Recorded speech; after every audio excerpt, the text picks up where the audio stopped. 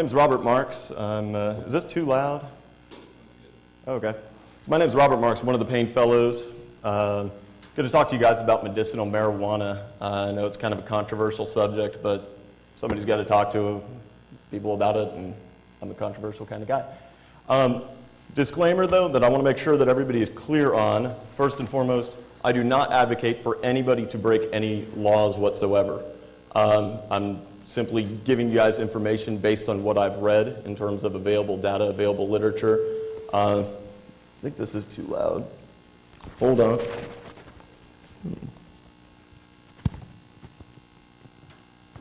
that better? All right. Anyway, so I'm not advocating for any of that. I also want to make clear that what I'm saying today is no representation whatsoever of any universities, any agencies, anything at all with whom I'm associated or that is associated with this convention. So the reason I'm talking, first and foremost, we have an epidemic, and it's a narcotic epidemic that's taking place. This data, these two charts that you guys see here are from the CDC. According to the CDC's report, from 1999 to 2006, we've nearly doubled our fatalities secondary to narcotic overdose. According to an article that was in the LA Times in 2011, September 17th of 11, there are now more narcotic overdose related deaths than there are motor vehicle accident deaths in the United States. This principally started in about 1995 when OxyContin was first released and was very heavily promoted amongst physicians and to the general public. Why do people use narcotics? First and foremost, it's a drug that treats pain, and it treats pain that other drugs don't necessarily treat. The other thing about it, though, is for patient satisfaction. It's been reported as being described as legal heroin, and if you think about its mechanism of action, it's not that different. The fact is, patients know that it'll work to make pain better. Patients ask for it. We want to keep our patients happy. We end up giving that to them. So the objectives today, though, are to discuss what is marijuana, what is the endocannabinoid system, what are the indications for marijuana, what's the legal status of marijuana, why are we where we are, and also what's the future of marijuana hold for us. This picture that used to have my slides just suddenly disappeared. So why marijuana? Kind of like narcotics, it treats pain that other drugs don't treat. There have been studies that have shown that it also creates less of a need for narcotics. One of those studies that I have down there, they took patients who were on BID, morphine or oxycodone, and brought them into a hospital for a 5-day stay, gave them vaporized marijuana twice a day, and they continuously, I shouldn't say continuously, every 12 hours they checked their blood levels of those drugs, not of the marijuana, but of whatever drug they were taking, whether it was morphine or whatever, and determined that the area under the curve, basically the metabolism of those drugs had not changed. However, in that 5-day period, the average numerical rating score reduction dropped by 29%. That was by supplementing marijuana. The other study on there was one that was utilized with mice, determining the impact of withdrawal of morphine as well as supplementation of morphine with marijuana. And the way that they did it is not really, I don't know if it's pertinent for this discussion, but ultimately they were able to determine that there was decreased withdrawal symptom and also less tolerance associated with it. I understand that these are examples of studies. They're not the end-all be-all of studies. There are a lot of limitations to studies in terms of cannabis, which I will get to, but it's important to realize. Another important thing about marijuana, though, that we need to realize is that there is no lethal overdose ever reported of marijuana. The fact of the matter is the brainstem has a paucity of receptors to cannabinoids. That being the case, it's almost impossible, or based on literature, it seems to be impossible to have respiratory depression that is ultimately fatal secondary to marijuana.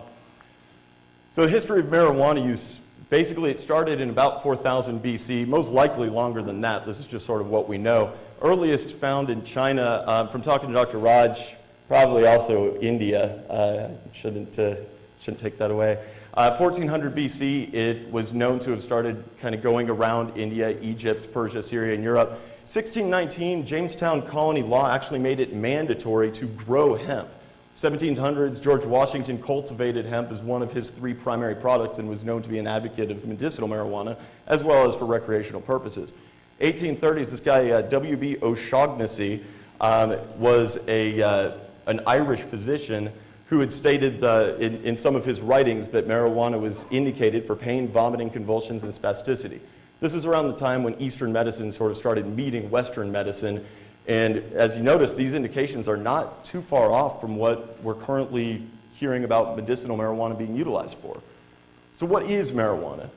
It's cannabis. There are 3 different types of cannabis plants. Usually when you hear people that are smoking marijuana, it's going to be cannabis sativa. But there's also this cannabis indica and cannabis ruderalis. They're grown naturally. They're actually really are weeds, hence the name weed. And then there's also the endocannabinoid system. I'll talk about that on the next slide. There's cannabinoid receptors, and then there's cannabinoids themselves. Cannabinoids are the things that activate the receptors. So the endocannabinoid system, which I think Snoop was actually pretty on top of when he refers to marijuana as endo. I guess he did a little bit more research than we realized. Endocannabinoids are basically things that are endogenous to the human body. So inside of our body, we actually have things that are activating cannabinoid receptors and making us feel good. There are arachidonic acid derivatives that come from human tissue. Then there's phytocannabinoids. Phytocannabinoids are basically anything that come from a tree or a plant. I guess really plants, since marijuana doesn't come from trees. This is what comes from when people go and buy marijuana at the stores, obviously, in the various states. It includes THC and cannabidiol. It also includes plenty of other cannabinoids. And then finally, there are synthetic cannabinoids. These are the kinds that the drug companies are creating pharmaceutically. Those are a few examples that may or may not be legal in the United States. Sativex, for example, is not currently indicated in the US. I'll talk about that in a few minutes. And then one other synthetic cannabinoid or type of synthetic cannabinoid that really, from talking to a lot of you guys in the audience today, which I'll touch on a little bit more, is this stuff. This is 100% legal. I purchased it 2 days ago at the local head shop. It is Mad Hatter. It's similar to K2, which was recently made illegal because people were dying from it.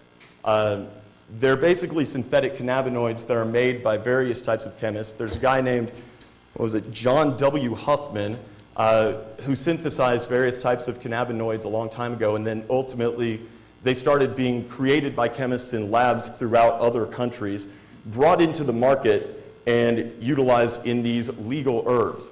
That is actually advertised as an incense, and there's a sticker on it that says not for human consumption. Unfortunately, right next to all of the other incenses, there are about 15 of them at the head shop that I went to here in Lubbock, they are very clearly utilized for human consumption. The federal government recently banned some of these cannabinoids, actually, including some of the most dangerous ones that were killing people a couple of years ago. So the back of it actually states 16 different types of cannabinoid derivatives that are not included on here. All of them, actually not all of them, a lot of them have this letter JWH, which is incorporated from the guy who invented them, John W. Huffman. He's not happy about that, by the way, according to interviews. So cannabinoid receptors, basically there are 2 of them inside of the body.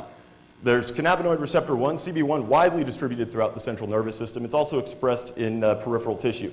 This is the stuff that gives people the primary effects from marijuana. Cognition, pain, memory, attention, reward, feeling, also motor behavior. Cannabinoid 2 receptors, found primarily dealing with immunomodulation, spleen, tonsils, and thymus. These don't have any impact on the psychological component of the utilization of marijuana. So cannabinoids. Cannabis contains over 85 different chemicals structurally related to THC. The most influential of the cannabinoids is THC and cannabidiol. Those are these 2 things that you see up at the top there. There was a study where they took some densitometry to evaluate what was actually inside of cannabis when they smoked it. And I guess they probably just didn't smoke it when they were checking it with densitometry. But ultimately, that's what they determined, though, is 85 different types of chemicals.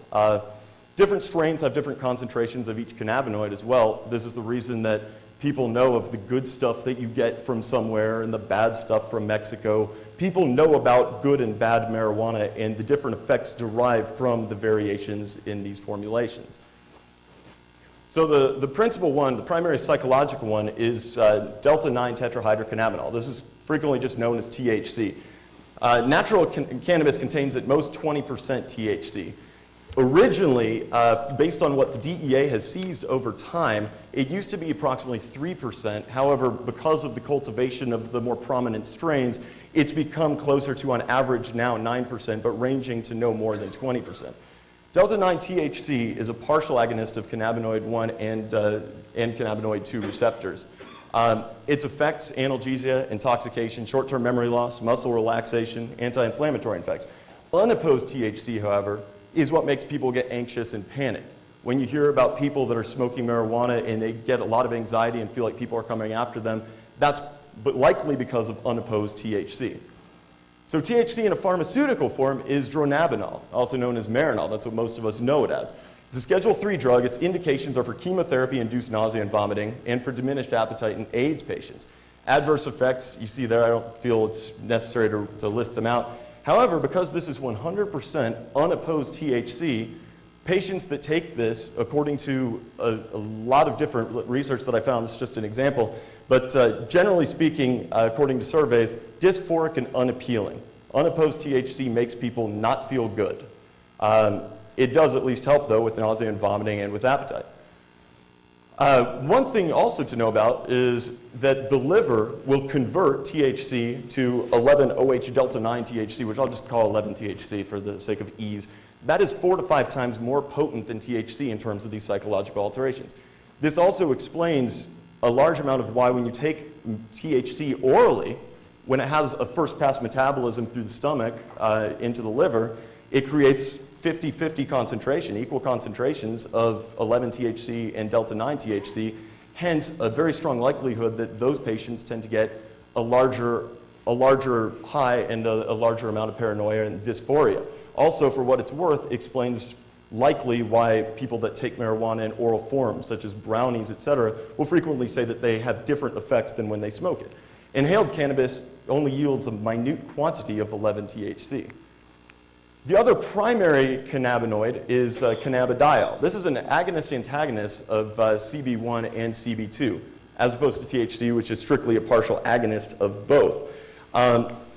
Its effects are anxiolytic, antipsychotic, anticonvulsive, sedative, muscle relaxation, also an antioxidant, shown through studies to have neuroprotection and ischemia as well as hypoxia, such as stroke patients, also an anti-inflammatory with immunomodulatory effects.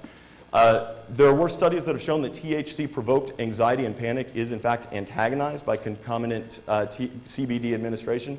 Also from the news on May 31st, that is 2 days ago, Israeli scientists announced that they had now confirmed that the utilization of a new strain of marijuana that they had cultivated and grown that does not contain THC and only contains CBD did in fact give positive effects to their patients while not having an increase in appetite and not having any of the psychological effects of THC. Now, cannabidiol is available in a pharmaceutical form, only not in the United States.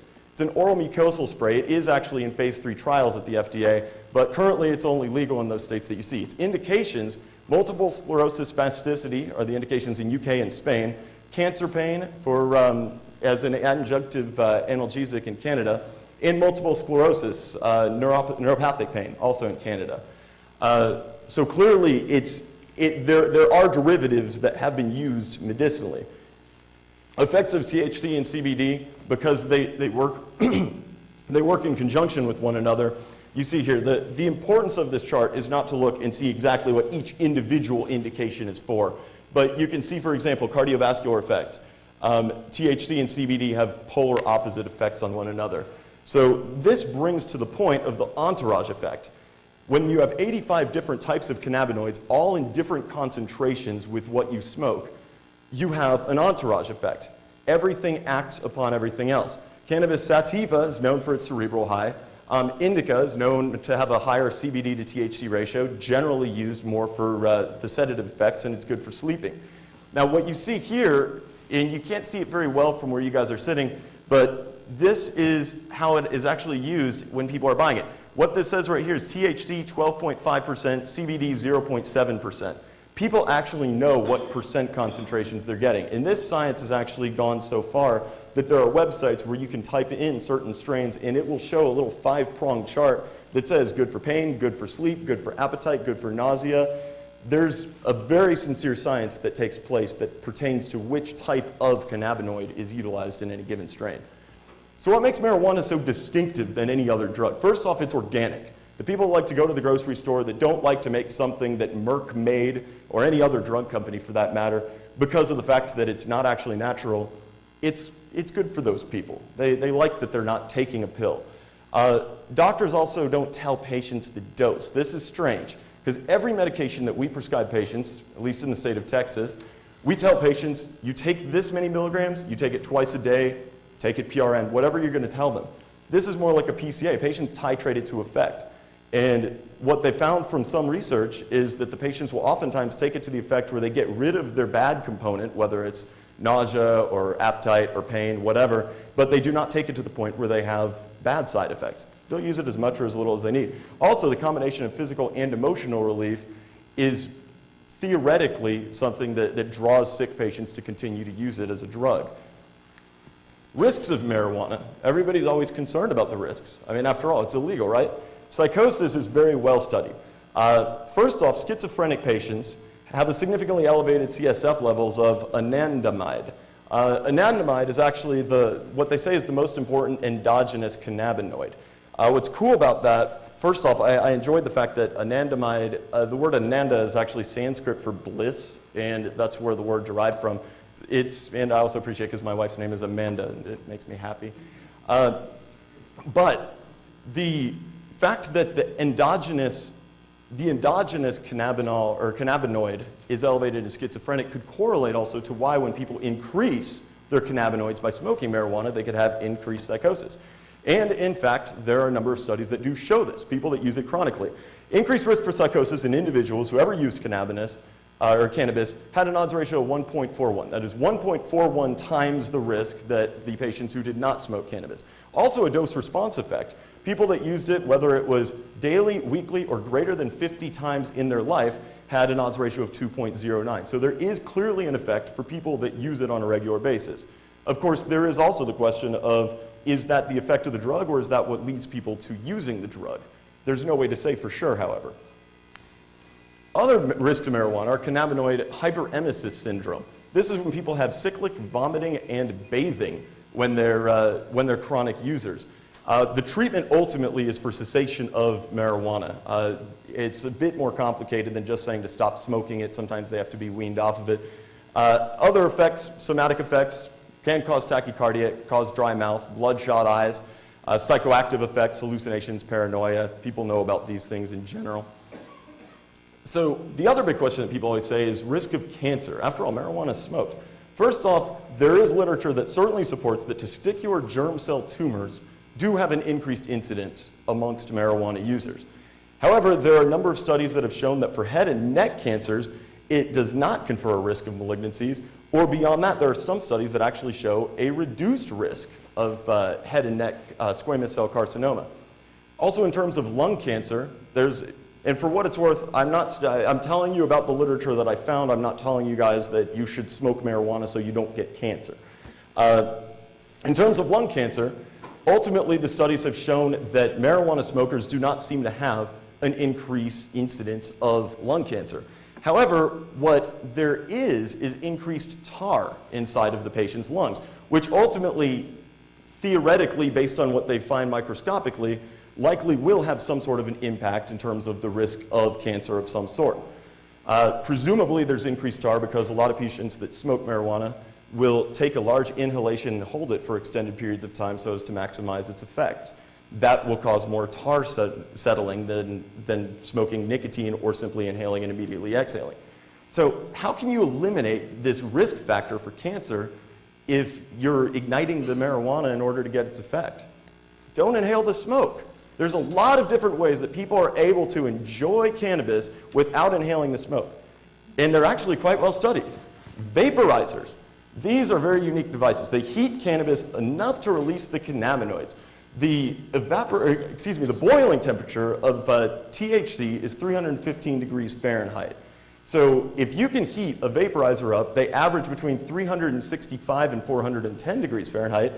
If you heat cannabis up to a sufficient temperature so as to turn the active ingredients into a vapor while simultaneously not creating combustion and actually breathing in the mixture of something that was on fire and all of the carbons, you don't have smoke or toxins generated with the combustion, and there's less effect on the pulmonary function. According to the literature, there is basically eliminated carcinogenic potential from the utilization of a vaporizer. Once again, as with every study that deals with marijuana, they're limited. There's a limited number, there's limited legality, but there's a number of other studies also that I was able to find quite easily that do pertain to improvement in outcome and safety by the use of a vaporizer. They do sell vaporizers in head shops here in town. They sell them everywhere. This stuff is legal. It's just not indicated technically for marijuana if you're buying it in a state where marijuana is illegal. Oral forms of marijuana are also present. You can't just eat the marijuana plant. You actually have to heat it because that's what causes the decarboxylation of THC acid into the psychoactive form of THC. When you take something by mouth, there's a longer onset, also a longer duration. And once again, that first pass hepatic metabolism that I'd mentioned is always an issue. So what's the drawback to studies? First off, this is the statement according to the whitehouse.gov. And if you are checking it out, do not go to the whitehouse.com. I made that mistake and got kind of scared because it's not a site for people that are adverse to inappropriate things. According to whitehouse.gov, it's a federal government's position that marijuana be subjected to the same rigorous clinical trials and scientific scrutiny that the FDA applies to all new medications. Comprehensive process is designed to ensure the highest standards of safety and efficacy. That's great, except that we can't do studies like that because it is illegal. So therefore, when you do find studies, you have to look at it. If it is legal, take the countries where it's legal, no drug company is going to sponsor that because why is a drug company going to put money into a study when they're not making the product? The product is grown in the yard if it's a legal drug. Similarly, in that case, you need the federal government or some government to be able to sponsor a study. That hasn't happened yet. If it's illegal in the United States, it's very difficult to conduct a study because you need the FDA, the NIDA, and the DEA to all agree to allow you to start your study. And then once again, you also need money. You need a lot of different resources to be able to make it happen. So there's a paucity of studies. Also, there are variations in the cannabinoids utilized. So when I'm going to show you sort of a list of various studies and some of the indications that have shown, I'm using all of these different variations in terms of what these studies are. There are studies that use herbal cannabis, but there aren't as many. The drug company studies include dronabinol, nabilone, Sativex, other synthetics. What I think that we could generally all agree on, however, is that all of these are acting on cannabinoid receptors. Therefore, I am taking that step to say that I do feel that those studies for all of those other drugs, since they are specifically cannabinoids, I feel can be melted together to be able to give us an indication of what marijuana is actually able to be utilized for. So multiple sclerosis, spasticity and associated pain, central pain, and bladder dysfunction. Cancer patients, cancer pain, also chemotherapy-induced nausea and vomiting. AIDS, appetite modulation, also AIDS-associated neuropathy. These are specific indications that a lot of these drugs are actually marketed for. Generalized chronic pain, decreasing, I'll be done soon. Decreasing how many opioids you're taking, neuropathic pain, glaucoma, additional treatments, ALS, rheumatoid arthritis, fibromyalgia, depression, preventions, stroke, neuroprotective antioxidants, and diabetes. And for people that would say that neuroprotective antioxidants and stroke, that's got to be bogus, I was shocked to find that US patent number 6630507 is actually belonging to, and let me find this real quick, the there it is, Department of Health and Human Services. The United States government patented marijuana for this indication in 2000, and I believe they were awarded the patent in either 2001 or 2003. There was also a study that showed that diabetes incidence was decreased in marijuana users. Cancer treatments, and I was once again shocked by this, breast cancer, lymphoma, glaucoma, skin cancer, oral epithelial cancer. There are actually studies that have shown decreased tumor growth and sometimes apoptosis secondary to marijuana use. Once again, though, what's the common denominator? Further studies are needed. Okay. This is what marijuanadoctor.com will tell you for indications for marijuana. It creatively has a really big MD on that for marijuana doctor. My favorite indication, for what it's worth, is writer's cramp at the bottom right. This is what people generally go with in terms of what is acceptable for medicinal purposes. So these are people that don't use it for medicinal purposes, however. Not everybody uses it for medicinal purposes. You can look at the recreational users, people that are, whether they're writing music, whether they're inventing your eye device, whether they invented DNA or discovered DNA, whether they're winning gold medals for the United States. Maybe they're just talking and leading the United States. A lot of people have tried marijuana. In fact, according to the study by the, what's the study group? I don't remember. Oh, there it is. Substance Abuse and Mental Health Data Archive. As of 2009, 44.3% of Americans admitted to having tried marijuana. The bottom line is, if you have the right friends, or you live in the right state, you can get access to marijuana if you really want to. But you know who can't have access? If you have the right disease.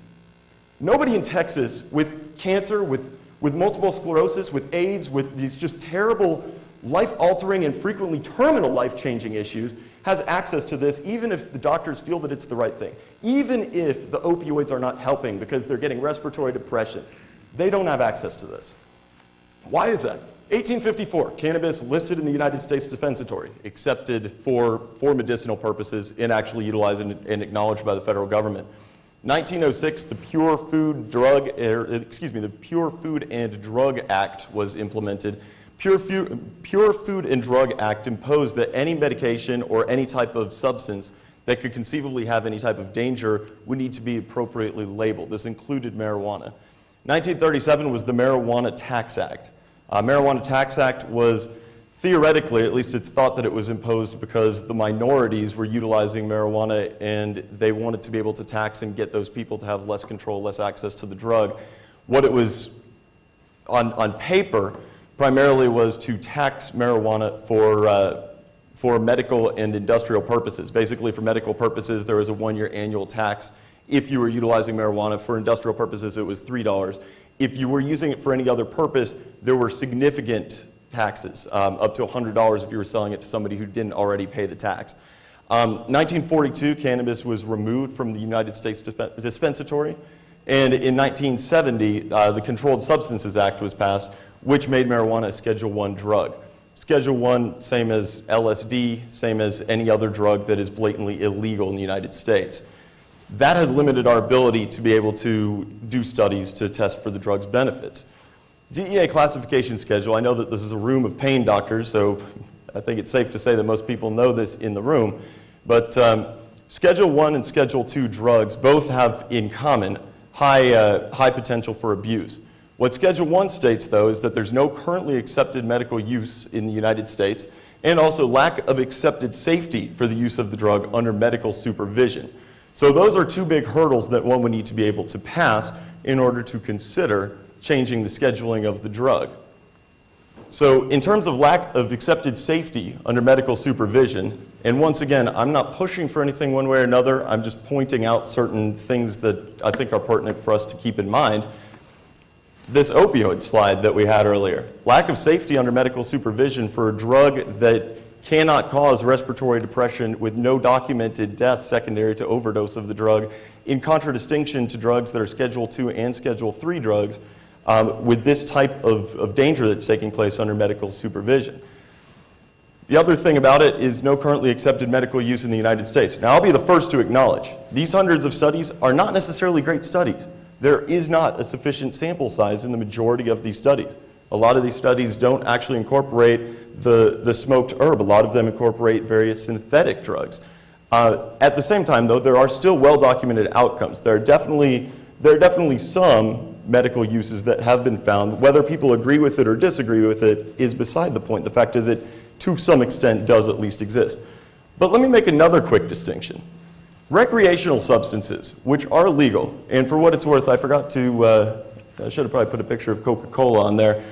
It's not applicable. These are substances that certainly have all three of these. They definitely have a high potential for abuse.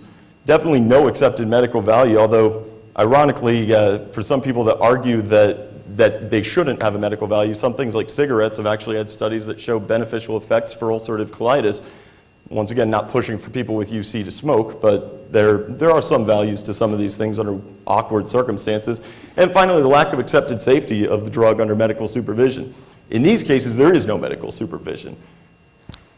So we're kind of in a peculiar limbo. Now, we know that there are certain states that are legalizing marijuana under state laws, but in terms of ways that we could conceivably get it to our patients, there are kind of two general topics that people consider from a national point of view. One is global legalization for recreational purposes. It's okay to have a high abuse potential. It's okay for it not to have medical use. This includes things like cigarettes, alcohol, tobacco, salvia, which is this stuff right here. Once again, picked it up in a head shop recently. This is a half a gram. It cost about $7. It's a kappa agonist. It's actually recommended on there that the hallucinations are so intense, they recommend that you have a sitter whenever you utilize the drug, especially for the first time, because of its intense euphoric effects. Then there are drugs that have masqueraded purposes. You guys saw the incense that I pulled out yesterday. There's bath salts, which we hear about on the news. Actually, about 2 weeks ago, there was a guy who used bath salts in Miami who had such intense psychosis secondary to the bath salts that he chewed off a person's face and was subsequently shot and killed by the police. And decorative shrooms. Decorative shrooms are basically psychedelic mushrooms, but they're fermented in some different method, and they're sold as decorative shrooms. The thing that they have in common, though, is what's called the Analog Act. Part of the Controlled Substances Act makes it so that any medication or any substance that is analogous in terms of function to a Schedule I or Schedule II drug needs to be regulated the same as long as it is for human consumption. That's the reason that all of these masqueraded purpose items, bath salts, which look like bath salts, incense, which you ignite and it creates a smell, decorative mushrooms, which are specifically decorative, have labels on them, not for human consumption. Unfortunately, people definitely know what they're for, and there are a lot of kids that are using these drugs. In terms of Schedule II, high abuse potential and accepted medical use, not over the counter to just anybody, allows doctors to regulate it. Now, there's a lot of arguments that go in any given direction, and I'm not pushing for them. I'm strictly here just to present facts and present just things to think about. Marijuana is in neither category. State laws have implemented legalization of marijuana. This map right here shows 16 states. Ironically, on May 31st, 2012, that is just a couple of days ago, Connecticut's governor signed into law the legalization of medicinal marijuana. It was passed by the majority of the House and Senate in the state of Connecticut. So as of October, when that law takes effect, there will be 17 states with accepted medicinal purposes of cannabis. The first state was California in 1996. This, obviously, Connecticut's the most recent state, and they all have different variations in terms of what the indications are. Connecticut has a specific list of indications. It includes cancer, glaucoma, Parkinson's, MS, spasticity, epilepsy, cachexia, wasting syndrome, Crohn's disease, PTSD, or any other medical condition that is approved by the Department of Consumer Protection. There's also different amounts that are regulated. Connecticut says 1 month supply, whereas Oregon, you can have 24 ounces and or 24 plants.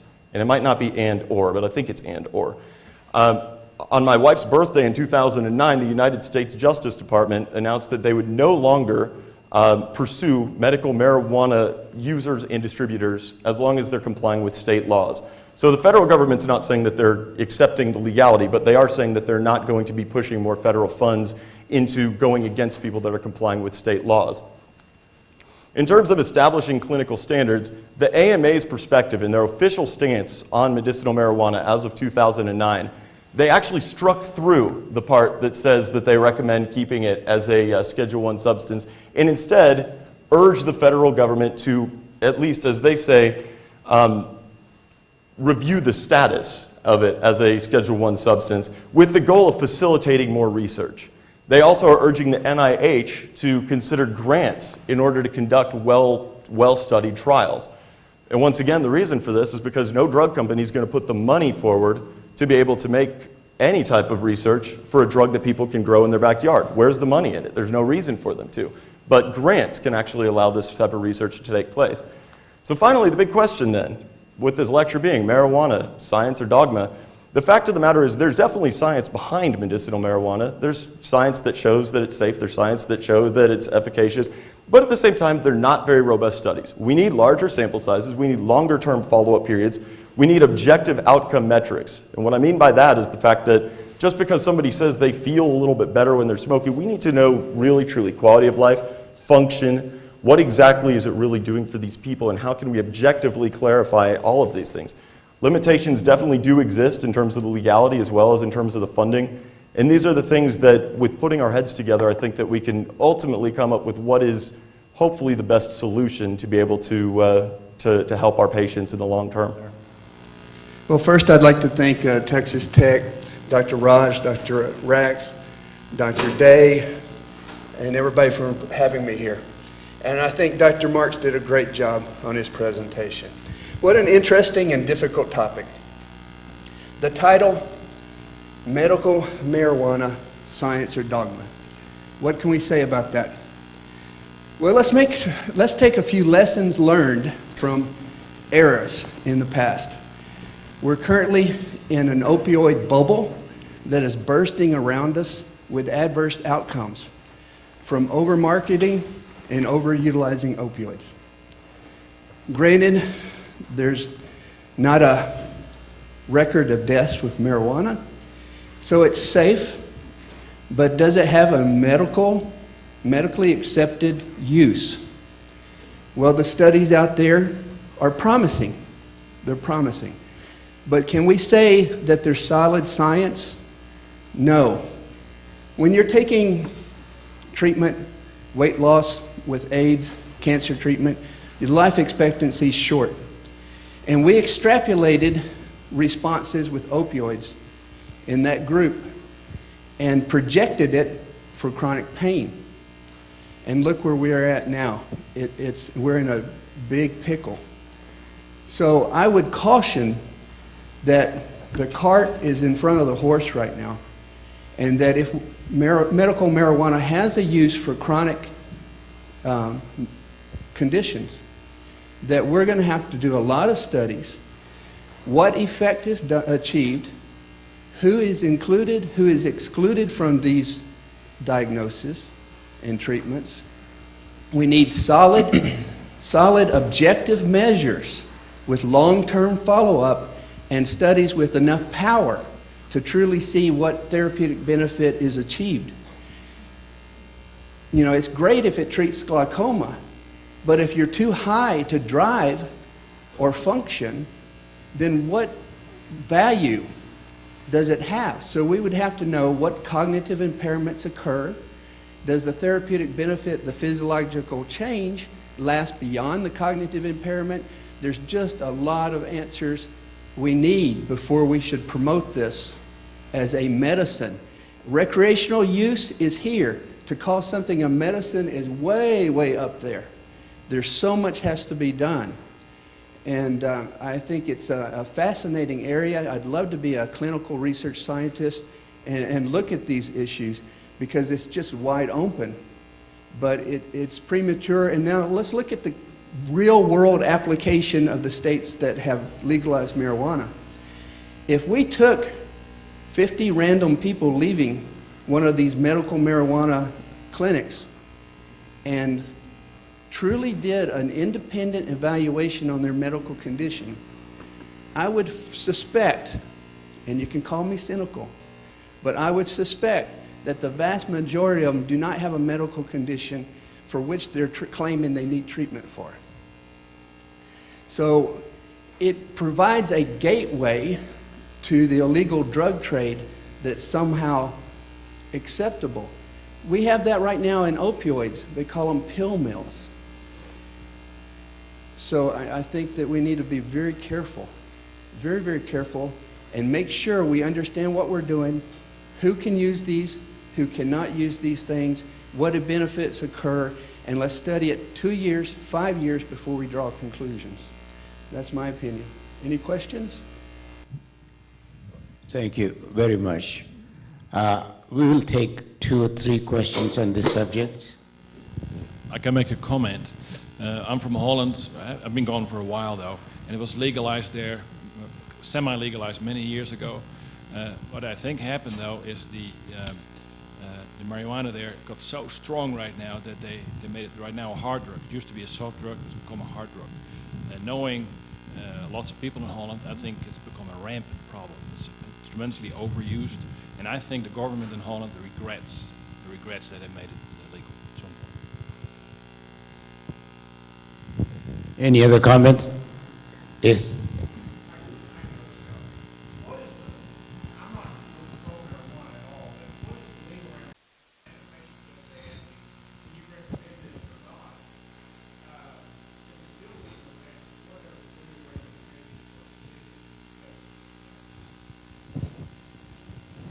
Great. I think I need a little more context. Let me throw out an example. You're prescribing controlled substance to this person for pain, and they tell you that they need marijuana. Sure. Let me give you a scenario. You're prescribing them some kind of controlled substance for pain. And they say, you know, that helps, but marijuana really helps more. Can I use them together? And you look the other way. Well, Mary Robinson, the executive director for the Texas Medical Board, has told us in a public forum that if you have a user of marijuana and you're prescribing a controlled substance to them, they're going to consider that person an abuser. And in Texas, you cannot prescribe to somebody you know or should have known is an abuser controlled substances unless you do hop through a bunch of hoops.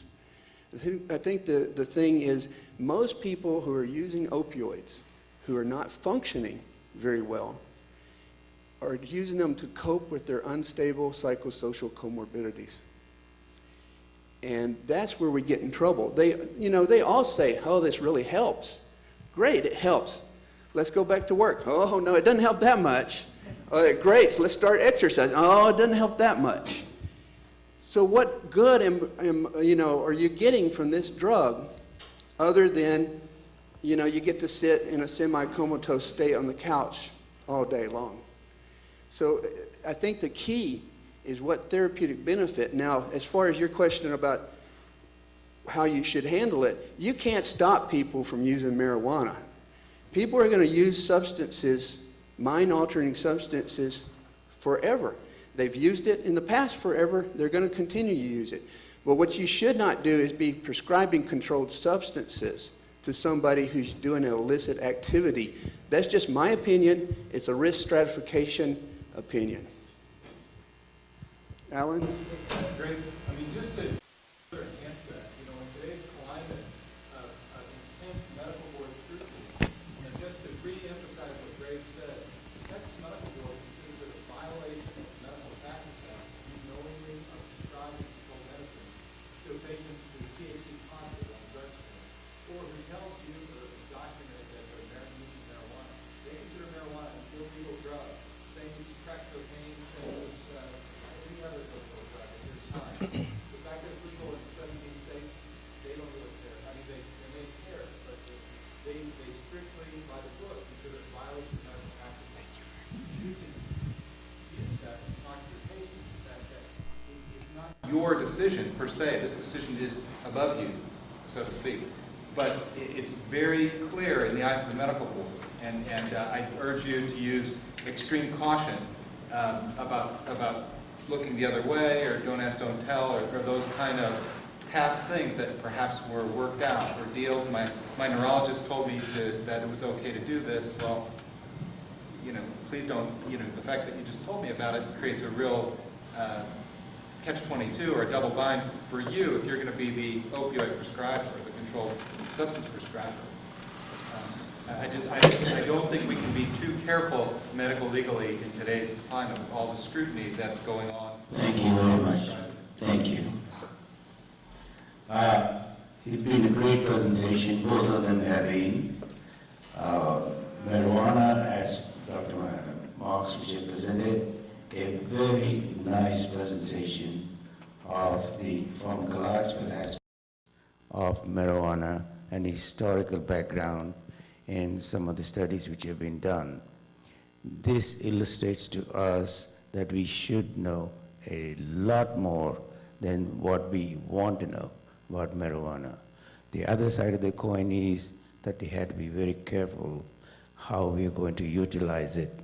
It's the same story as we started off with opium. Opium was known as a pain-relieving drug, and it was not until morphine was discovered out of the opium that we brought it to clinical practice. And I think marijuana will have to bring out from it the ingredient which we can use and not all of it. So there is a lot of similarities between that. But at this point, thank you very much, Dr. Marks, for that. At this point, I really want to close this session, inviting Gabor Rax to come here to the stage to present their certificates. Gabor? Please, all the presenters, will you come to the desk stage, please?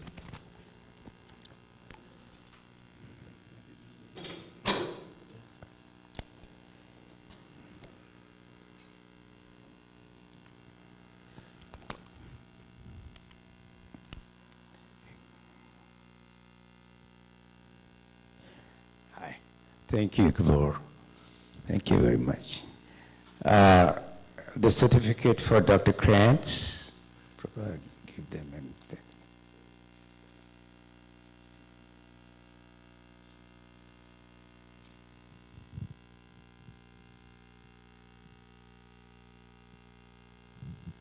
the certificate for Professor Shankar.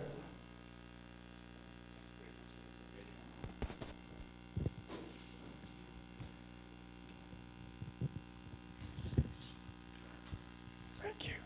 Certificate for Dr. Marks.